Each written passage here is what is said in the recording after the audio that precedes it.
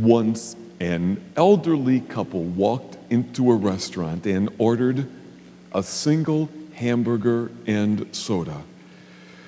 After the waiter served it, out of the corner of his eye, he watched the man carefully cut the hamburger in half, then push one a little bit to the side and begin to eat while the woman didn't eat anything. And he noticed that their clothes were kind of a little bit tattered, and he thought maybe they didn't have enough money. So he said, "Sir, you know what? We've got a special today. You get a second hamburger free." And the man said, "No, it's okay. We share everything." But when the waiter came back later, he noticed again that the man was still eating while this man's wife was sitting there not. And he said, "Really, sir? You can have an extra hamburger for nothing. It's on the house." And the man said, "Oh, it's okay. We share." He said, "Well, then why isn't your wife eating?" He said, "Well, we share everything, and she's waiting for her turn for the teeth."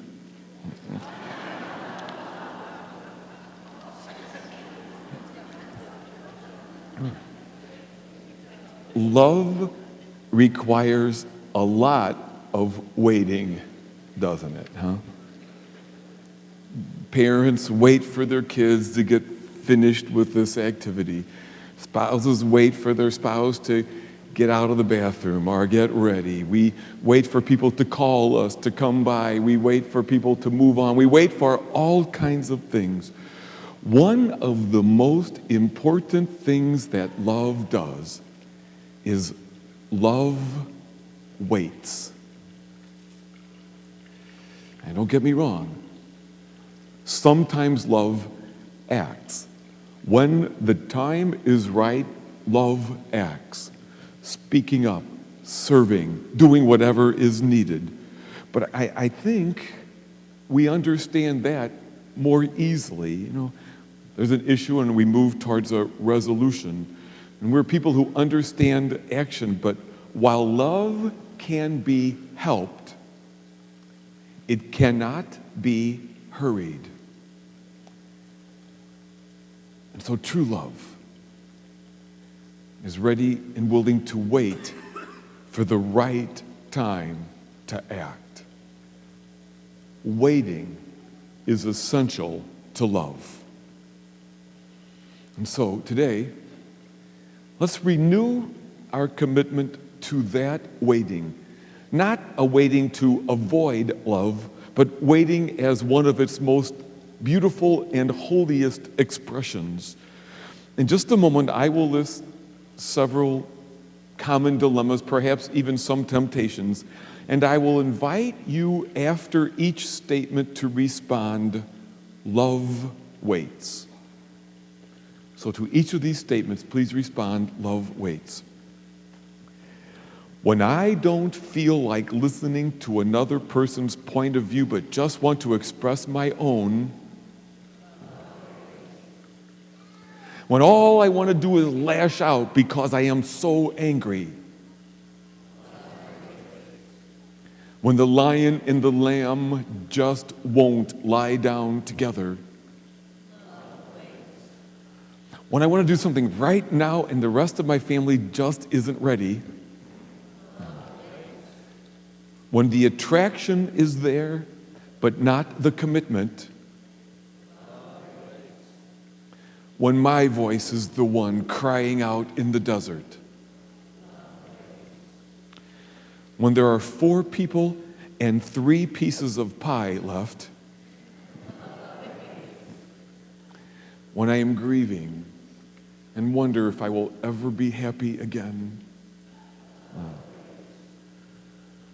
when my life is just too much and I can't seem to get it together, when my work is unacknowledged and someone else is honored, when the loneliness is frightening and I want to fill the emptiness. My brothers and sisters, yes, love waits. And our scriptures today, and in ways every Advent scripture each Sunday, reminds us of that great truth, that love waits.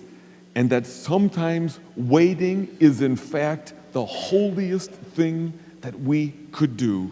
Again, because while love can be helped along, it cannot be hurried. And sometimes we must wait upon love if we are ever to know it. Sometimes love just takes a while, like the time between the smelling of a delicious meal and the actual eating of it. Like the time between lighting the match and enjoying the warmth of the fire. Like the time between who I am now and who I know I am meant to be. Like the time between lighting that first Advent candle and waiting until our church is ablaze in Christmas glory. My brothers and sisters, the good news is this: love will show up for us in its time. Oh, it might not look as we imagined it would, or certainly won't come as quickly as we would wish often. But love will come. That is God's promise. It will come. And in the meantime, love waits.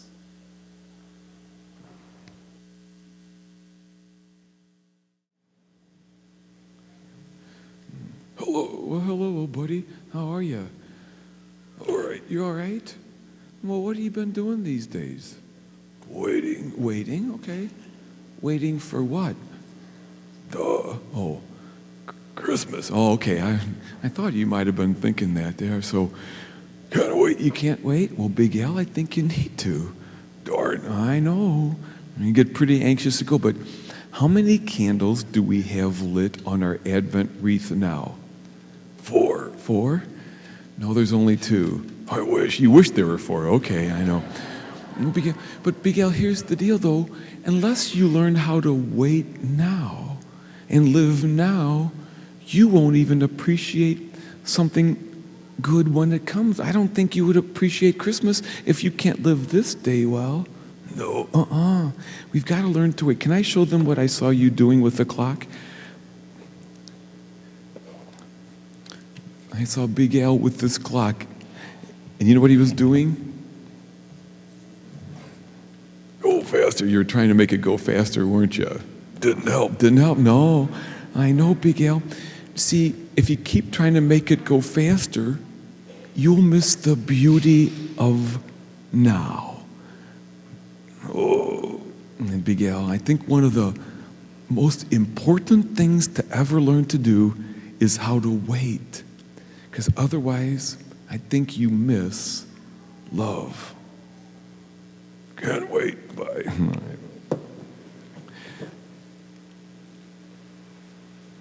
It's hard to wait. And I know sometimes when you're younger, like Big Al, you want to get the clock going a little bit faster. And when you get a little bit older, sometimes you wish the clock was going this way. But the truth is, we've got to learn to wait and be alive in the moment now, or else we'll never appreciate the next moment when it comes. Advent teaches us the great truth that love waits.